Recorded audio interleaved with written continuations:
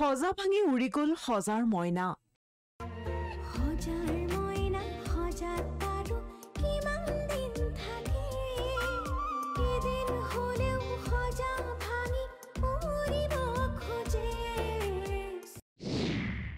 বুকুত যতনাই ৰখাজনক এৰি তেওঁ গ'লগৈ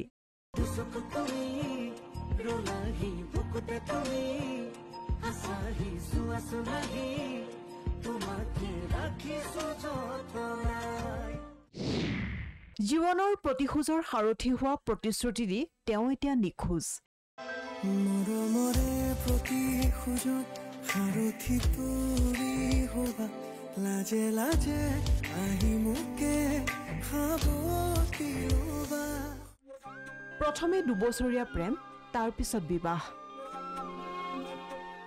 5 বছৰীয়া যুগ্ম জীৱনত তেওঁলোকৰ জীৱনলৈ আহিল এগৰাকী কণমানি সন্তানো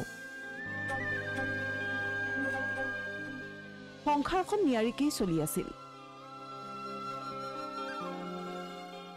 কিন্তু তাৰ মাজতে লাগিল কেনা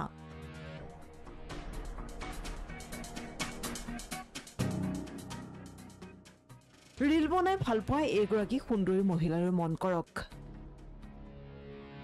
বুকুত তেওঁৰ অযুত সপোন প্ৰেমৰ সাগৰত ডুবি ডুবি তেওঁ পাহৰি পেলালে 3 বছৰীয়া কন্যা আৰু মৰমৰ স্বামীক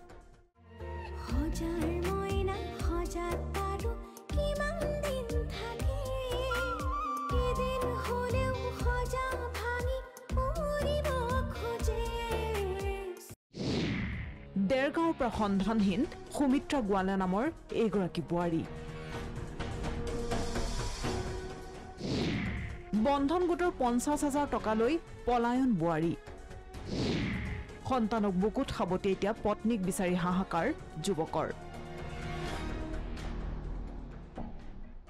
বিগত প্ৰায় 10 দিন ধৰি দেৰগাঁৱৰ সুমিত্ৰা গোৱালা নামৰ এগৰাকী বোৱাৰী সন্ধানহীন হৈ আছে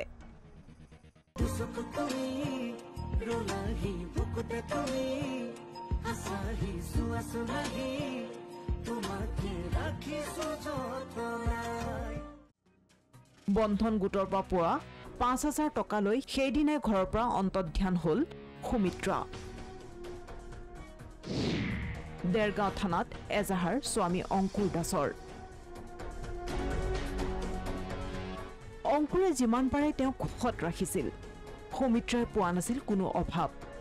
কিন্তু ৰিলছ বনাই ভাল পোৱা সুমিত্ৰা সন্ধানহীন হোৱাত এতিয়া কণমানি 3 বছৰীয়া সন্তানক লৈ বিপদত পৰিছে অংকুৰ সন্তানক বুকুত লৈ পত্নীক বিচাৰি হাহাকাৰ কৰি দিহিঙে দিপাঙে ঘূৰি ফুৰিছে এইজন যুৱক আমাৰ ভাল পোৱা আমাৰ 2 বছৰমান হৈ গ'ল 2 বছৰ পিছতে মই ছোৱালী লৈ আহিলোঁ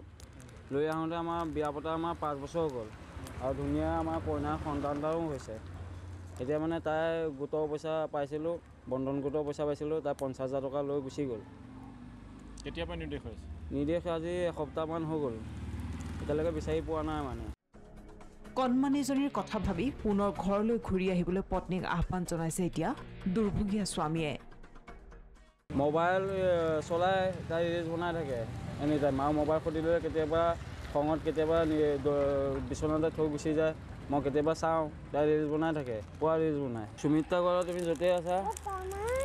একদম ঘৰলৈ গুচি আহা ছোৱালীৰ মুখখনলৈ চাই গৈ গুচি আহা য'তেই আছা দেৰগাঁৱৰ পৰা নিৰঞ্জন দাসৰ ৰিপৰ্ট প্ৰথম খবৰ